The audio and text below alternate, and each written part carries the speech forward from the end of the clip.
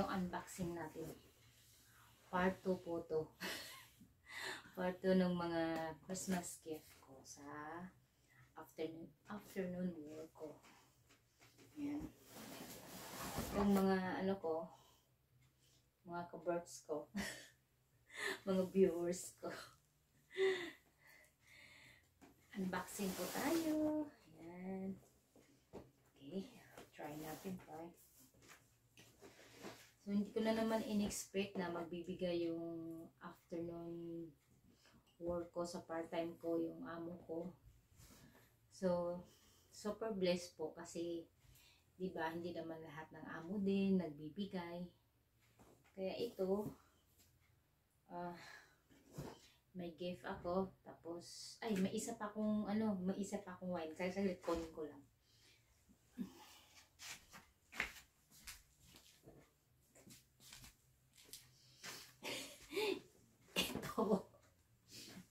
May pahabol pa yung amo ko sa umaga. Binigyan pa ako ng red wine. Puro na lang wine. Akala nila kasi baka lasinggera ako. Char. Noon yun, noon. Ngayon hindi na. Ano na ako, mapait na ako, no? Nagbago na ako. So, ano na natin? Unboxing na natin. Nahirapan na naman ako kanina kasi nga, yun. Yung sa pang-umaga ko na trabaho, may dala siyang mga wine. Sa isang box, 6 na piraso. Pinaano niya ako, pinabuhat din niya ako. Sabi niya, can you help me to put the wine in the garage? So yung garahe nasa baba. Ang sakit ng likod ko. Buti sabi ko, sir, ang sakit ng likod ko. Pahinga muna ako. Parang giginhawa lang ako ba? Kasi ang sakit talaga ng likod ko ba? Buti na lang. Ito nga. Binigyan ako ng isang butilya. Sabi niya, umiinom ka ba ng ng wine ko? Oo, sometimes. Sabi ko, yun, binigyan ako.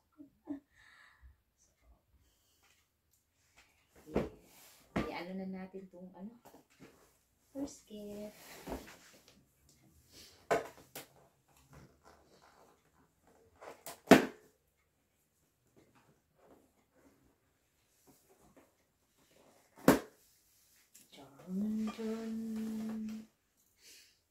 Excited na ba kayo? Ako din, excited. Mas excited ako.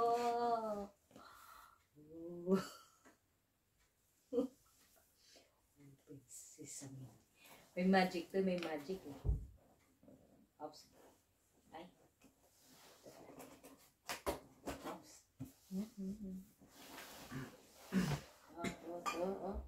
Oops. Sabay-sabay rin tayo. Itaas ang kamay. 1,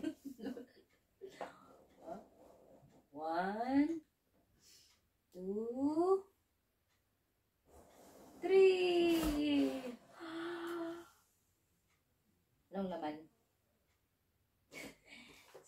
Ito po yung laman. Papakita ko sa inyo yung laman. First, ito yung nila, kasi nga parang pinyato, turon. Pico. Ay, parang special to. Parang special tong pangalawang ko, Christmas present. See, may turon. Ay. Torta chocolate de Crocente. Ito yung mga nila eh. Mga dito parang sa atin ng mga delicacies. Yan. Oh. Ay, meron pa. Meron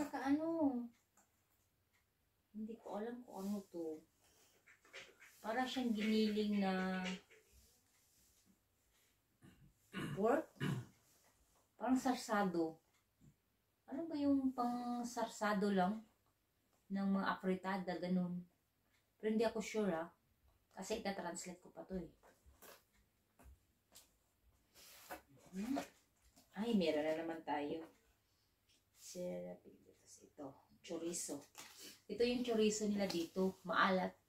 Yung parang inano, yung para sa atin yung inano ng pansit. Ito, pang sound sa pansit, diba?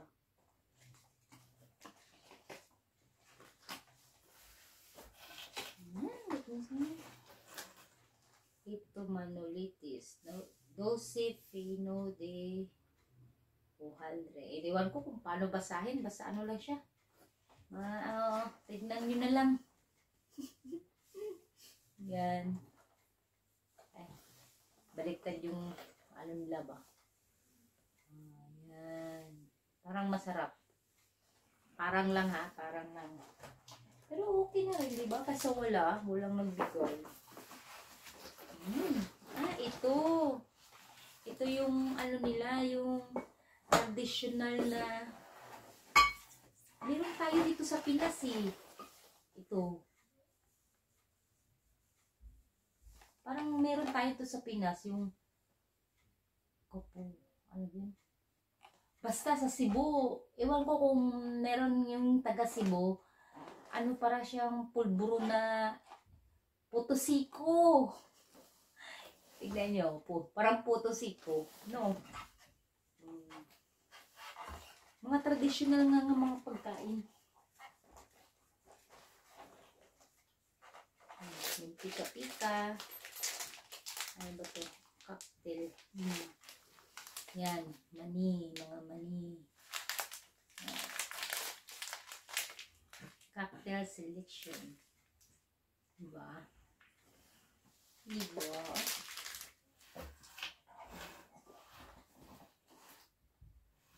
Ito naman, para siyang, ito yung toron di, ano, para siyang, anong tawag sa atin nun? Di ko na matandaan yung dati para siyang peanut na, anong tawag nun? Nakalimutan ko. Basta masarap. Tignan nyo na lang picture. Yan. Nakaano siya eh. Parang yung honey na tagpipiso dati. Parang ganun siya ba? Parang ganun ang lasa niya. Pero may mani siya. Diba?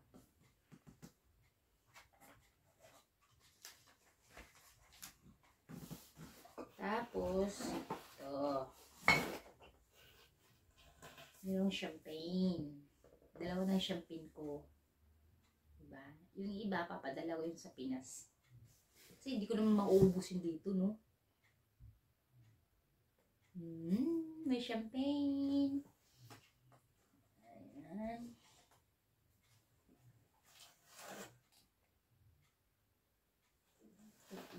Mahilig sila sa ano dito eh, red wine. Ayan. Ano sila, yung marami silang mga klase-klase na wine. Mahilig sila sa vino. Parang inaano lang nila, sinusoft drinks yung mga vino. So, Carrefour. Ito. Hindi ko alam kung anong mga klaseng vino to. Parang white wine, red wine, siguro, ganun. White wine siguro to, kasi puti ang laman. Yung isa, ito naman, red. Yung isa naman, champagne. So, may 4 na ako na ano, no? Grabe, no? Ayan.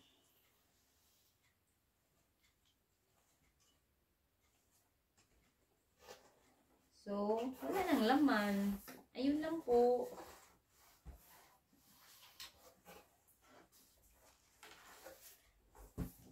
Ayun lang. Ang ano lang doon is, meron pa daw ano, kung totoo yung sabi ng kaibigan ko, magbibigay pa daw yung employer ng sa Christmas, sa New Year, sa Three Kings. Three Kings daw ang pinakabungga sa kanila. Doon sila magbibigay ng mga bonggang regalo. So may ano pa ako, kung susurtehin ako, meron pa akong New Year at Three Kings. So, dalawa-dalawa, isa sa umaga, isa sa tanghali. Yan. Ang kagandahan lang kasi dito sa Spain, yun nga, pag nandito ka, may 13-month pay, may 13 pagas, depende yan, parang yun ang 13-month pay.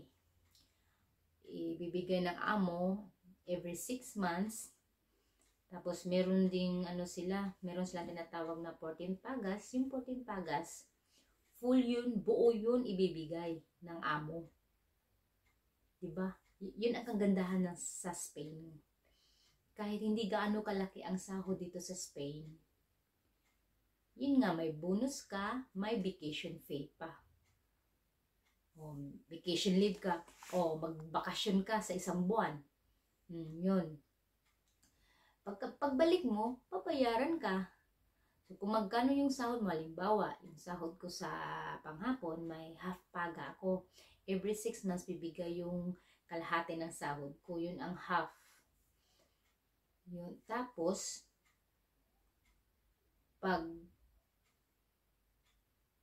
naka 1 year na ako, so ibibigay yung 1 month vacation leave with fee yun. So hindi ka magtatrabaho, pero babayaran ka sa kung magkano yung sahod ko, diba 600 euro. So ibibigay yun sa akin habang nagbabakasyon ako. Pagbalik ko na, makukuha yung yung pera. Ang iba naman, ang din sa kanila is yung kung halimbawa gusto ko magtrabaho sa bakasyon ko, ko yung amo, pwede ba ako magtrabaho sa inyo? Ayaw ko magbakasyon. So, double pay yun. Yun ang kagandahan din sa Spain, di ba?